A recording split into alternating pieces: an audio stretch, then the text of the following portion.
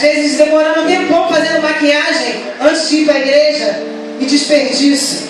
Porque quando eu entro na igreja, na hora da adoração, aquilo tudo se borra.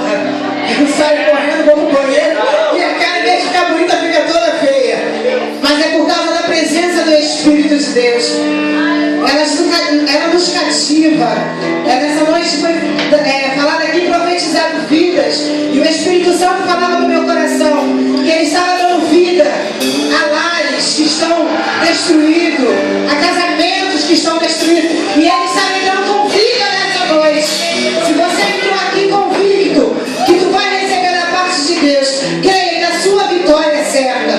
Eu estou feliz demais por ver rostos e saber da notícia que a dona Odete aceitou a Jesus, de ver a Sueli sentadinha ali, de ver a Margarete, todos os meus vizinhos, que eu sou cria aqui da Deise Silva, de ver o seu Romão, a Leonora, a minha cunhada ali atrás, que vai ser sempre minha cunhadinha, Jane, o seu esposo, vocês todos, meu sobrinho.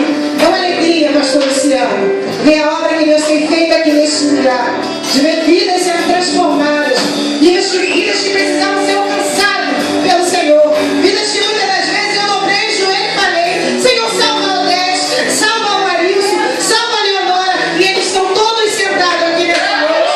É uma alegria tremenda para mim, é um presente muito grande.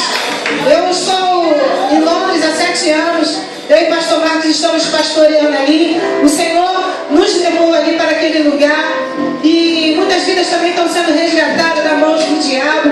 É uma obra linda. O pastor Luciano já esteve lá algumas vezes, a pastora Rosilene também. E depois de 4 anos, o Senhor me trouxe a este lugar. E eu recebi presentes de Deus nessa noite, em poder ver essas vidas aqui. Eu vou louvar a Deus, que eu gosto de cantar. Sei que estás aqui, Senhor. Podes perceber